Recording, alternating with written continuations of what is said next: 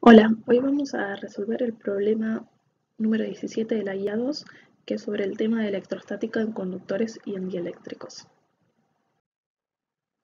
Entonces, este es el enunciado que tiene la guía. Tienen un conductor cilíndrico rodeado por un dieléctrico cilíndrico, después otra capa de otro dieléctrico cilíndrico, como sé que son dos dieléctricos distintos, pues tienen dos épsilons diferentes, y por último un cascarón conductor cilíndrico. Y los dos conductores están conectados por una pila de esta manera. Y nos dicen que la longitud de los cilindros es L mayúscula y es mucho mayor a D, siendo D el radio externo del último cilindro conductor. Esto quiere decir que podemos usar la aproximación de cilindro infinito y despreciar el efecto de los bordes. Entonces, el primer punto que nos piden en este problema es hallar las distribuciones de carga en los conductores.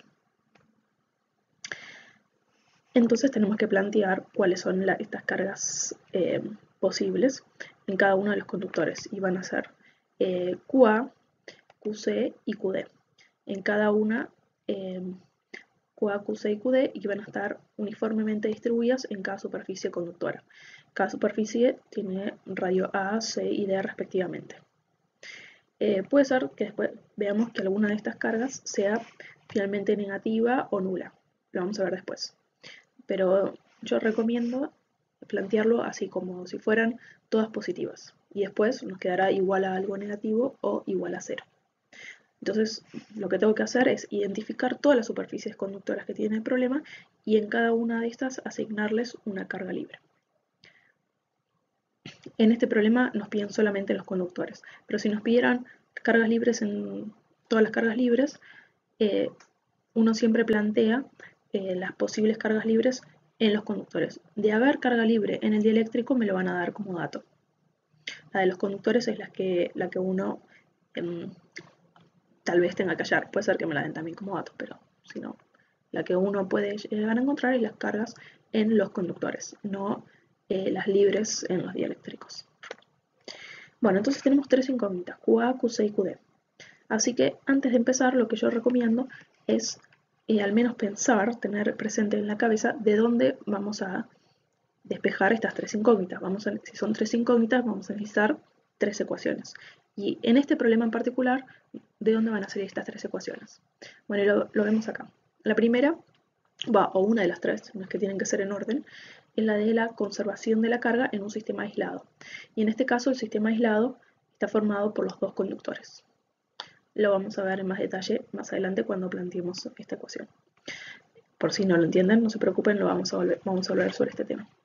La otra ecuación va a salir del hecho de que en electrostática el campo eléctrico en el conductor es nulo.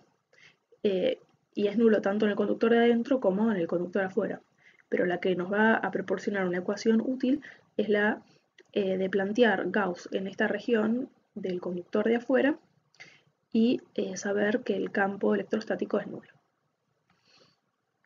Y la otra ecuación va a salir de la diferencia de potencial entre el radio A y el radio C o D, ya lo vamos a ver, porque esos datos es B0, que es la que está dada por la pila. También vamos a tratar sobre este tema más adelante. Bueno, comencemos. Lo que vamos a hacer en realidad es resolver la parte A y la parte B del problema de manera simultánea. La parte B nos pregunta, nos pide el campo eléctrico, el campo de vector de desplazamiento, o sea, campo E, el campo D, y el vector de polarización, que es el campo P, en todo el espacio. Vale, justifica. Así que lo que vamos a hacer es ir resolviendo los dos a la vez. Para poder aplicar Gauss, primero recordemos que tenemos que definir algunas cosas a priori. La primera es de qué coordenadas espaciales depende el campo. Y como vamos a tener dieléctrico, vamos a usar la ley de Gauss para el campo D, no para el campo E. Entonces, el campo D solamente va a depender de la coordenada radiales cilíndricas.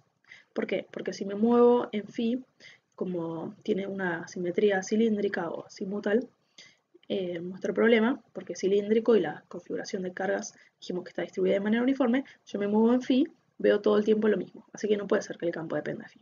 Y si me muevo en z, para arriba y para abajo, lejos de los extremos, de los bordes, también voy a ver lo mismo. Así que, ahora voy a cambiar el puntero. Así que de las tres posibilidades, en sí me conviene trabajar con coordenadas cilíndricas. Rho, phi o de z, dijimos que no puede depender de phi y no puede depender de z. Solamente va a depender de la coordenada radial, que es rho. El otro tema es qué dirección tiene el campo. Bueno, y el campo tiene dirección radial. ¿Cómo lo justifico? Bueno, visto desde arriba el cilindro, yo puedo tomar un diferencial de carga. En realidad, nosotros tenemos tres distribuciones de cargas, ¿no? En el radio A, B o C. Pero lo hacemos de manera genérica para una sola distribución de cargas, ¿está bien? Como si este fuera el radio A, por ejemplo. Pero después, por el principio de superposición, es válido para cualquier, para este problema más complejo. No hace falta ni siquiera que lo especifiquen, se lo estoy comentando solamente para que lo entiendan. Entonces en el examen lo justifico con este dibujo que ahora vamos a hacer. Entonces tenemos una distribución cilíndrica de cargas, podemos tomar un diferencial de carga y pararnos en un punto, por ejemplo este punto acá, que ahora estoy marcando en rojo. Esta flechita está indicando el vector R menos R'. Entonces el campo en este punto, siendo que la carguita de prueba que yo tengo que poner es siempre positiva, y estoy tomando como que estas cargas también son positivas, el campo es, bueno, la fuerza dividido la carga de prueba, así que tiene la dirección de este vector R menos R'. Es decir, bueno, como si se repelieran la carga de prueba con mi distribución de cargas. O sea, el campo acá apunta para allá. Pero siempre dada la simetría del problema, voy a poder encontrar otro diferencial de carga, por ejemplo, en este caso va a ser este, que en el mismo punto, el vector R menos R' es este que está indicado acá, y el campo va a ser este va a ser el diferencial de campo creado por este diferencial de carga. De manera tal que yo aplico la regla del paralelogramo y obtengo la resultante. Es decir, que el campo D tiene coordenada radial. O sea, esto lo puedo hacer para cualquier punto alrededor, ¿está bien? Y tomar cualquier diferencial de carga, siempre voy a poder encontrar otro donde la resultante me va a terminar dando radial. Entonces, toda esta aplicación oral que yo les estoy dando es para que ustedes entiendan qué es lo que este dibujo representa. Pero en el examen no hace falta que ustedes escriban una carilla con toda esta explicación que les di oralmente. Hacen este esquemita y ya es suficiente.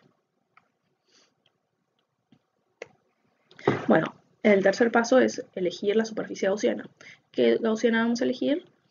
Bueno, había distintas posibilidades, lo habíamos visto en la teórica, pero la que vamos a elegir en general es un cilindro concéntrico con la configuración, pero lo importante es que tiene una altura h mucho menor que L.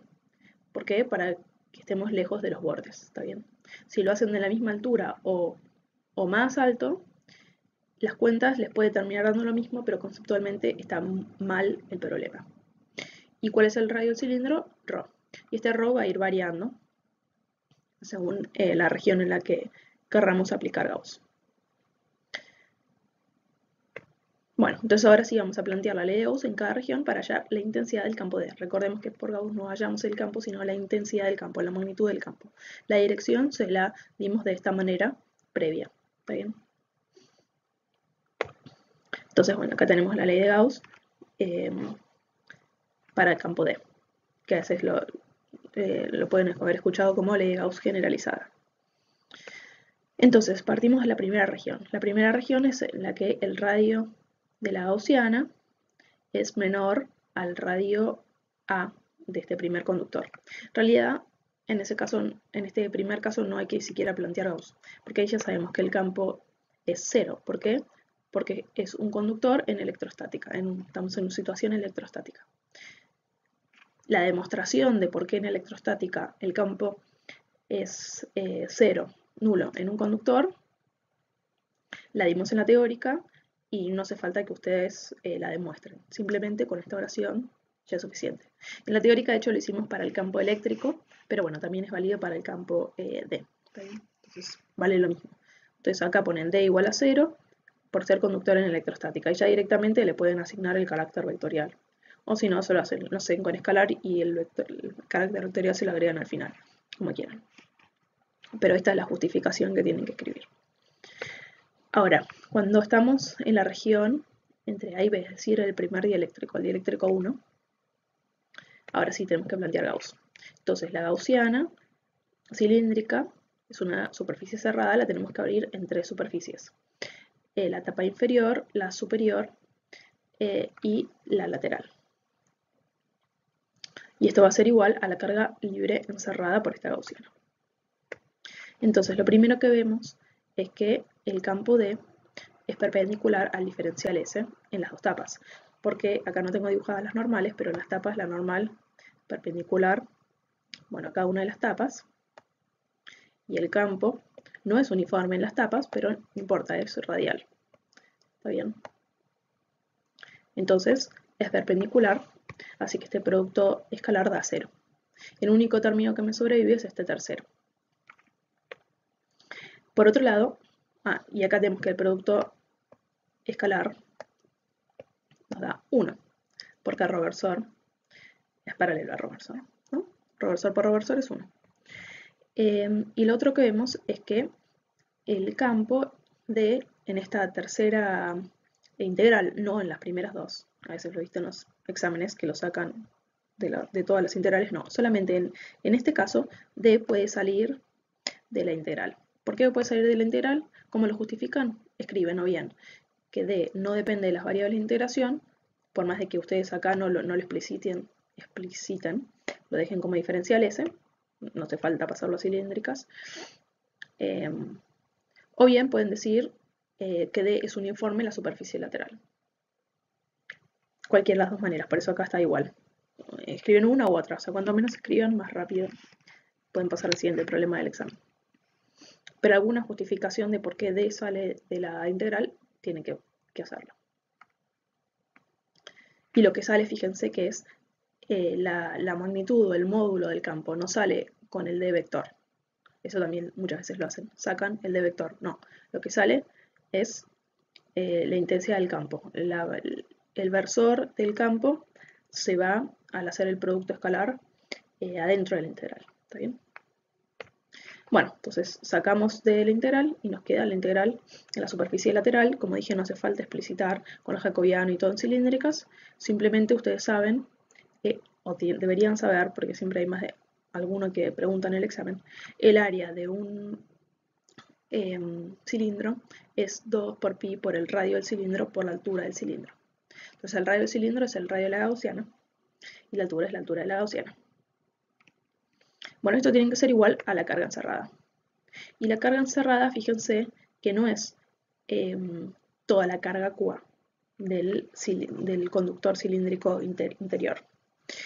Es solamente la parte de QA, la fracción de QA que está encerrada por la gaussiana. Entonces va a ser sigma, ahora vamos a ver qué es sigma porque no es tanto el problema, es sigma en esa superficie conductora de radio A por 2 por pi por el radio de ese conductor, no de la gaussiana, el radio del conductor, es decir, fíjense que ahora esto es A respecto de antes que era ρ, por la altura de la gaussiana. ¿Por qué la altura de la gaussiana? Porque lo que estamos encerrando vendría a ser, voy a dibujar acá, de cilindro, lo que estoy encerrando por mi gaussiana S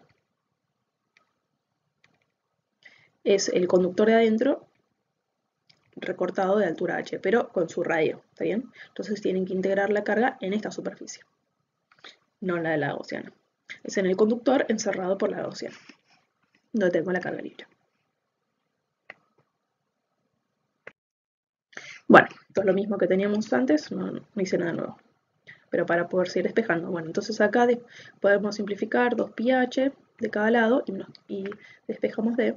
Y nos queda que D es sigma en la superficie esta que llamamos de radio A por A, que es el radio A, dividido ρ. Y notemos que D no depende de la altura de la gaussiana. Si les queda dependiendo de la altura de la gaussiana, bueno, revisen. Hay algo que no va. Fíjense que si ustedes hubieran tomado una gaussiana de la misma altura que el conductor original, es decir, una gaussiana de altura L mayúscula, iban a llegar al mismo resultado. Pero está mal. ¿Por qué? Porque no podían garantizar que en toda, por ejemplo, una de las cosas por las cuales está mal. Si ustedes ponen una gaussiana de altura L, el campo en toda la altura L no es uniforme y no es radial, porque cerca de los bordes recuerden que el campo se deforma. ¿Está bien? Entonces las cosas previas que ustedes determinaron no son válidas.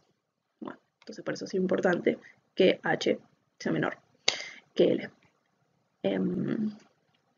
Una manera para que quede dependiendo de otra manera que quede dependiendo de H, o una manera es que acá hubieran puesto QA. Lo he visto hacer bastante. Entonces si ponen toda la carga A, después dividen y les queda dividido H, no va, ¿está bien? Es solamente la fracción de QA encerrada por la gaussiana. Bueno. Pero ahora tenemos que definir de alguna manera sigma, porque no es dato de problema ni una de las tres incógnitas que dijimos que íbamos a hallar, que eran QA, QC y QD. Entonces, bueno, simplemente lo definimos como QA va a ser sigma por 2 por pi por el radio donde tengo esta carga A, por ahora sí la longitud total, pues donde está distribuida la carga, que está distribuida en toda la superficie conductora, no está distribuida solamente en la gaussiana que yo me inventé.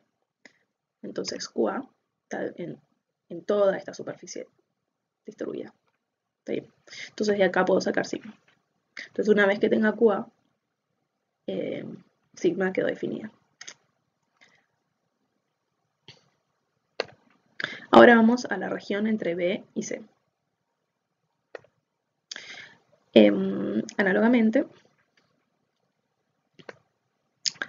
del lado izquierdo me queda lo mismo porque es una gaussiana también de radio ρ, solo que ahora ρ está entre B y C en lugar de estar entre A y B.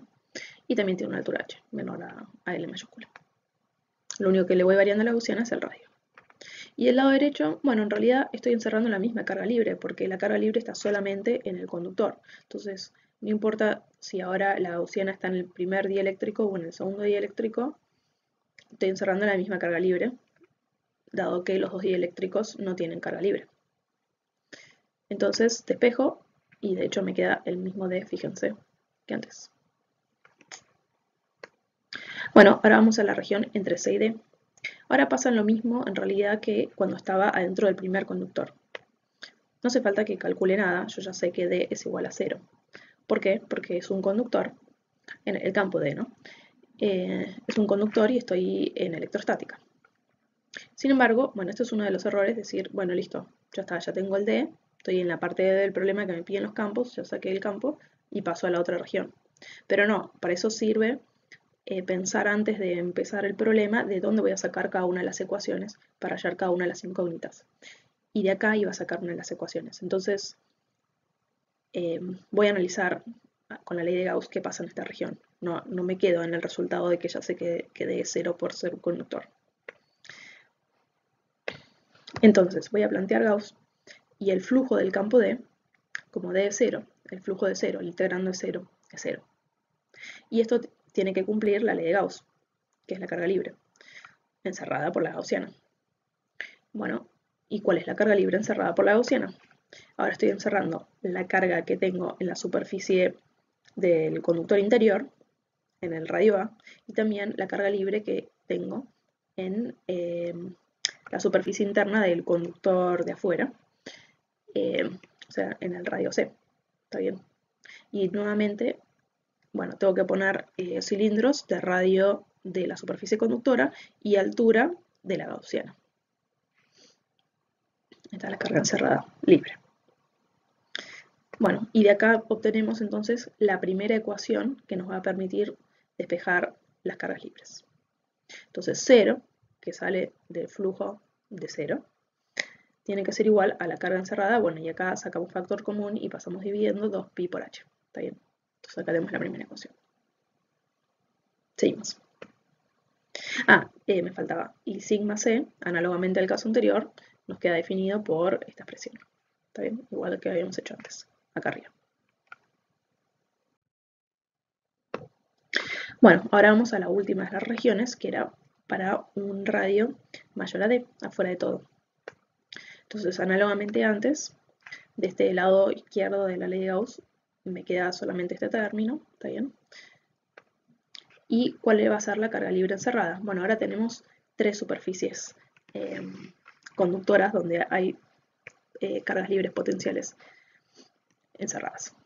Entonces va a ser sigma A por el cilindro encerrado, que va a ser de radio A y altura h, 2pi por A por h, más en la superficie de radio C, bueno, más la de superficie de radio D. Y fíjense que acá entonces yo pongo todo con más, porque estoy asumiendo que todos los sigmas son positivos, y después eventualmente veré si alguno es negativo o es nulo. Bueno, despejamos y nos queda esta expresión, donde la variable que me queda por definir es sigma D, y acá la tenemos, análogamente a lo que hicimos antes. Ahora vamos a plantear la otra ecuación necesaria para hallar las incógnitas, que es la ecuación que viene dada por la conservación de la carga en un sistema aislado. Entonces, ¿cuál es nuestro sistema aislado? En nuestro caso tenemos dos conductores que están conectados por una pila. ¿Y la pila qué hace? No crea cargas ni destruye cargas, mueve cargas de un conductor al otro. Entonces, cada conductor por separado no está aislado. La carga está aislada en el conjunto de los dos conductores. Entonces, mi sistema aislado es el conjunto del conductor de adentro más el conductor de afuera. Entonces, inicialmente, ¿cuál es la carga total de mi sistema aislado? En el problema me dicen que los conductores estaban descargados. Así que la carga inicial total es 0. Podría haber sido que me hubieran dicho, bueno, inicialmente tengo tal carga neta en tal conductor o en total, entonces hubiera sido tal carga neta. Pero en este caso me dijeron claramente que estaban descargados, así que mi carga inicial total es 0. ¿Y cuál es la carga final total? Va a ser la suma de las cargas en cada una de las tres superficies conductoras, de radio A, de radio C y de radio D. Otra cosa, hay que tener cuidado, no es el caso de este problema, cuando tengo conexiones a tierra. Porque cuando tengo una conexión a tierra, por ese cable que conecta a tierra, pueden venir o irse cargas. Entonces, nada que esté conectado a tierra puede formar nunca parte de un sistema aislado. Entonces, por ejemplo, si yo tengo este mismo problema pero esférico, porque si fuera cilíndrico traería problemas, no importa. Lo mismo, una esfera conductora rodeada por un cascador esférico y que alguno de los dos conductores esté conectado a tierra. Bueno, ese conductor conectado a tierra no forma parte de ningún sistema aislado. Lo que va a estar aislado va a ser el otro conductor si es que está aislado, no está conectado con ninguna pila en ningún lugar. ¿Está bien? Ojo con las tierras entonces. Bueno, entonces la ecuación de conservación de la carga en un sistema aislado va a ser que la situación inicial, la carga tiene que ser igual a la situación final, porque la carga no se puede haber ido ni venido de ningún lado si es que está aislado. Definición de aislado. Entonces dijimos, inicialmente la carga era nula y al final tenemos las tres cargas en cada una de las superficies conductoras, QA, QC y QD. Fíjense, de vuelta tomamos todo como cargas positivas. Y vamos a ponerlo todo en función de sigmas, ya que estamos en realidad trabajando con sigmas. Y bueno, la carga A es sigma A por 2 por pi por A, ahora por L mayúscula, porque fíjense que las cargas, recuerden, la tengo distribuida en todo el conductor real de L. O sea, aunque fuera un cilindro infinito, aunque me dijeran, tengo esto infinito, que no puede ser. En este caso me dijeron de altura L muy grande. Pero si me lo dicen de infinito, no importa, yo le asigno una longitud y a esa longitud, que después la puedo hacer tender infinito, es la que va acá. No va la altura de la gaussiana, ¿no? Porque no tiene nada que ver acá la gaussiana con esta parte. Es la carga que yo tengo en mi dispositivo real. Nada que ver con Gauss. Bueno, y acá simplifico y llego a esta ecuación, la segunda. Me falta una tercera, ahora vamos a ver.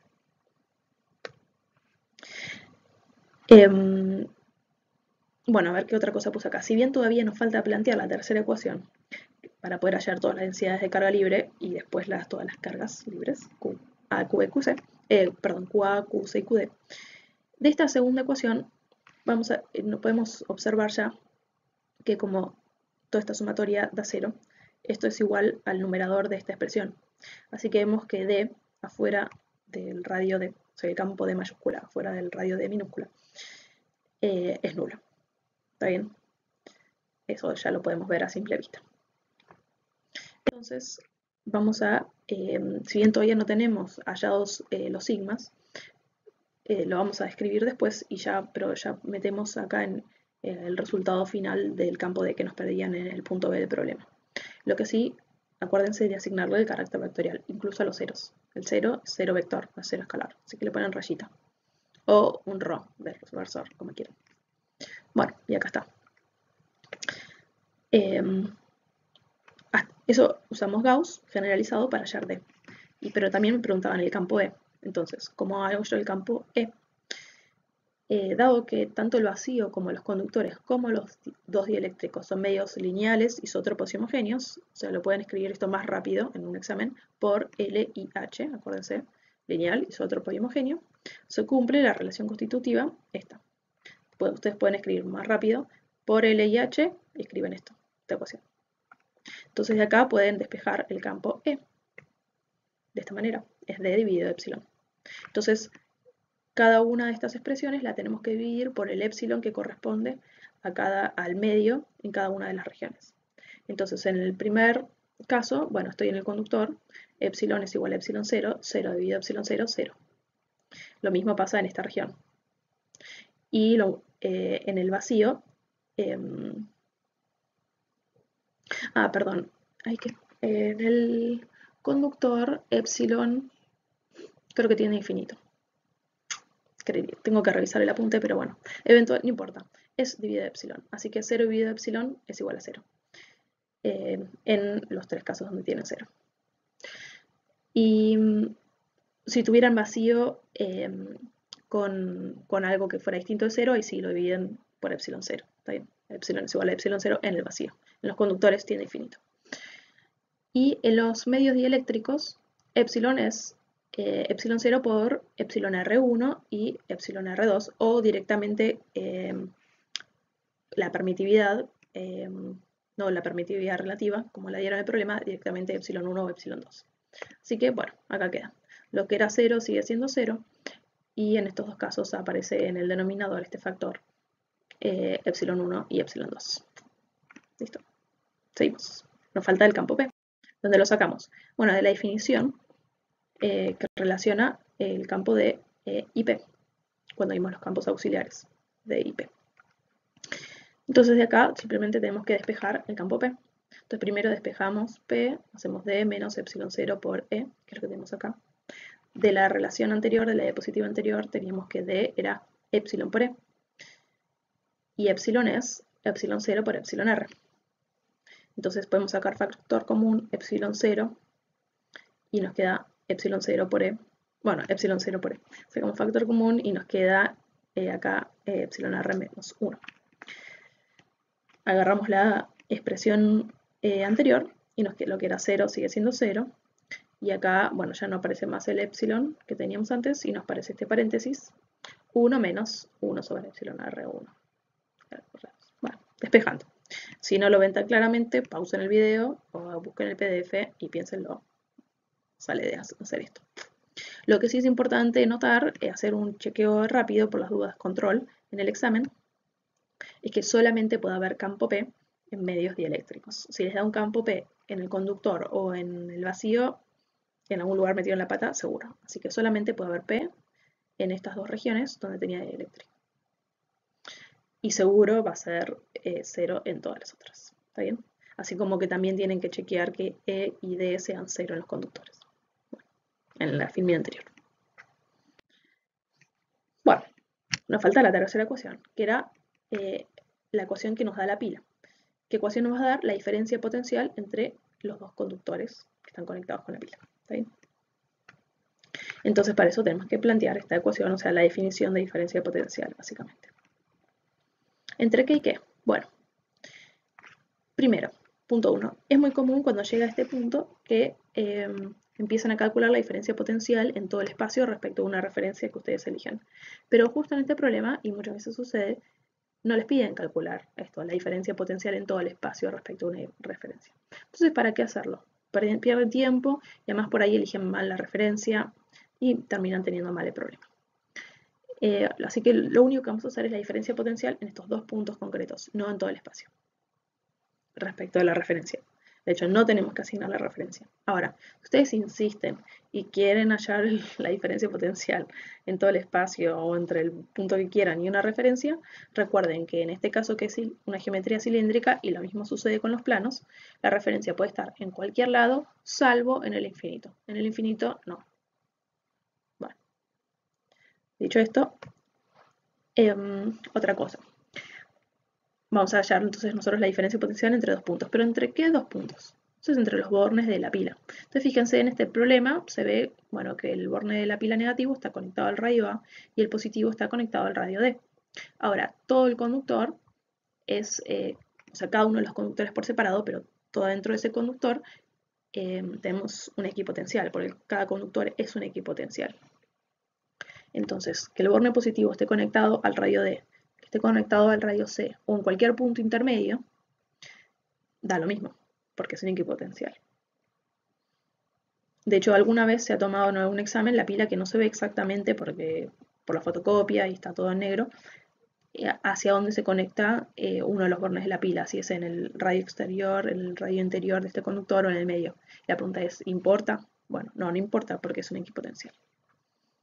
Bueno, entonces si bien acá aparece como que está conectado al radio D, yo voy a hacer la diferencia potencial no entre A y D, sino entre A y C.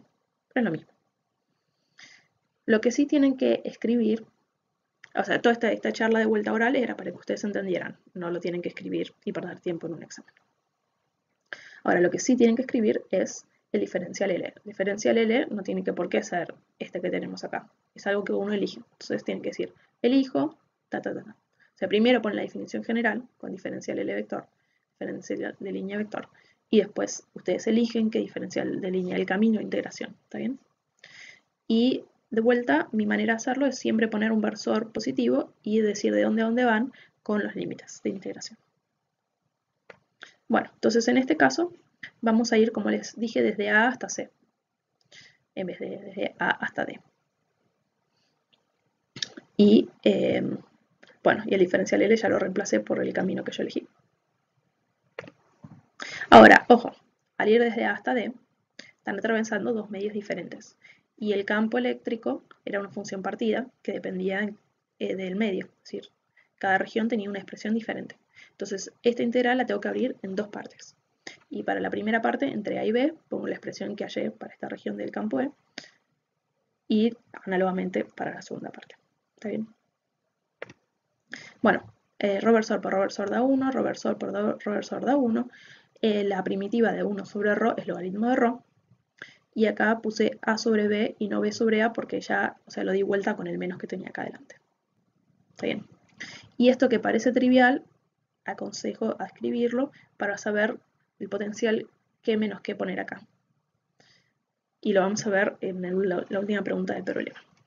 Vamos a hacer hincapié en esto, porque esto es B0 o es menos B0. O sea, a priori uno puede no saber, no darse cuenta. Bueno, entonces de esta manera no hay manera de equivocarse. Yo fui desde A hasta C, así que esto lo haría desde A hasta B y desde B hasta C, y por eso me quedaron acá los logaritmos de esta manera. Y acá, entonces, es el potencial en C menos el potencial en A hacer barro. ¿Y esto qué es? ¿Es B0 o menos B0? Bueno, miramos el esquema y el potencial en C está conectado al borne positivo. Es decir, está a un mayor potencial que A. Así que esto tiene que ser positivo. Así que esta cuenta es B0 y no menos B0. Y de acá saco entonces la tercera ecuación que me va a permitir despejar los sigmas. Bueno, ya con las tres ecuaciones podemos despejar las densidades de carga libre y de ahí obtener las cargas libres. Entonces, sigma lo despejamos de la ecuación que acabamos de obtener. Simplemente no tenemos que hacer ningún sistema de ecuaciones, combinar con nada, directamente despejamos sigma, vayan a la filmina anterior, cualquier cosa. Van a la segunda ecuación que habíamos obtenido y de ahí sacan sigma c. Y a la primera y saben, de ahí hallan que sigma d es nula. Bueno, una observación. Sigma A es positiva y sigma C es, perdón, sigma A es negativa y sigma C es positiva. ¿Cómo sabemos? Bueno, B0 es una magnitud positiva, los radios son positivos, bueno, este radio, Y el radio A es más chico que el radio B, ¿no? Porque está el radio justo. A es menor a B, B es menor a C, C es menor a D. Así que el logaritmo de un número menor a 1, entre 0 y 1, porque A dividido B va a dar algo, pero no sé cuánto, pues no sé A ni B, pero sé que A es menor a B y que A y B son positivos, así que esto da algo entre 0 y 1, así que su logaritmo tiene que dar algo negativo. Lo mismo pasa acá. Así que sigma A me da negativo.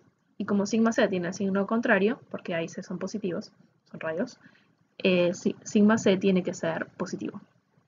Ahora, ¿tiene sentido que me haya dado eso? Sí, porque miremos que el radio A está conectado al borne negativo de la pila. Así que, ¿qué va a hacer la pila? La pila va a arrancar cargas positivas del cilindro conductor de adentro, que originalmente estaba neutro, descargado, y las va a llevar al conductor de afuera. Así que el conductor de afuera va a quedar con carga neta positiva y el conductor adentro con carga neta negativa. ¿Tiene sentido?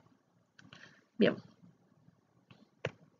Entonces quedan definidas las cargas QA, QC y QD de esta manera. Nuevamente acá va el L del conductor y no de la gaussiana que había elegido en su momento para Gauss. Ahora, yo en realidad tenía que hallar los sigmas o los Qs. Bueno, me pedían las distribuciones de carga. No quedaba claro. Por ahí podrían haber terminado el problema acá con los sigmas y listo. Y de hecho las cargas tampoco era necesario hallarlas porque ya las había definido previamente en otro momento, me parece. Bueno, y otra cosa importante, una vez que ya tienen definido todo, no hace falta que vuelvan a escribir los campos E, D y P, reemplazando los sigmas por todo este choclote que nos quedó acá, ¿está bien? Quedó definido en función de los sigmas y los sigmas están definidos acá, porque todas estas cosas son datos. Bueno, ahora vamos a la tercera parte, que nos pide el trabajo necesario para poner una carga Q entre dos puntos exteriores al capacitor. Bueno, como originalmente esto estaba descargado, hacemos dos conductores, es un capacitor. Y que entonces por eso es que sigma D nos dio 0, pero eso originalmente podíamos no saberlo y por eso lo planteamos como un potencial, una potencial carga. Y acá, bueno, si ya me lo hablan como no, este conjunto de dos capacitores, bla, bla, sino de dos conductores, si me dicen que es un capacitor. Bueno, al margen. Entonces, ¿cuál es el trabajo para mover una carga de un punto cualquiera de afuera a otro punto cualquiera de afuera? Ni siquiera me están diciendo qué puntos. Bueno, pero es fácil, porque este trabajo siempre va a ser nulo. ¿Por qué? Porque el campo afuera de D, recuerden, vayan unas filminas antes, es nulo. Y el trabajo para mover una carga de un punto al otro va a ser Q por la diferencia de potencial entre estos dos puntos. ¿Está bien? Y la diferencia potencial entre dos puntos es menos la circulación de línea del campo entre estos dos puntos. Y el campo dijimos que era 0. Así que si el integrando es 0, perdón, acá me comí, acá va un Q0. Vamos a agregarlo al menos. Y después en el PDF se los voy a poner ya bien. Acá va Q0. ¿Está bien? Menos la integral de línea del campo es el delta B, pero hay que multiplicarlo por Q para que nos dé trabajo. Bueno, listo. Y no hace falta ni, fíjense, ni decir cuál es el camino de integración, nada, porque ya sé que el integrando es 0, así que cualquiera sea el camino de integración va a 0. Y ahora sí, a la última parte, cómo se modifican los resultados si el borne positivo de la pila se conecta al conductor de radio A y el negativo del radio C. O sea, ¿qué pasa si doy vuelta la pila? Es decir, tengo el borne largo positivo acá y acá el chiquito. Bueno, lo que cambia es que acá entonces en vez de B0 voy a tener menos B0, porque entonces ahora el potencial en C va a ser menor que el potencial en A. Así que esa cuenta en vez de darme más B0 me va a dar menos B0. Y es lo que tenemos escrito acá. Así que lo que cambia es que sigma A, en lugar de ser negativo, va a ser positivo y sigma C va a ser positivo. Entonces reescribimos sigma C con acá el menos y los demás, bueno, quedan en función de sigma. Bueno, terminamos. Eso es todo.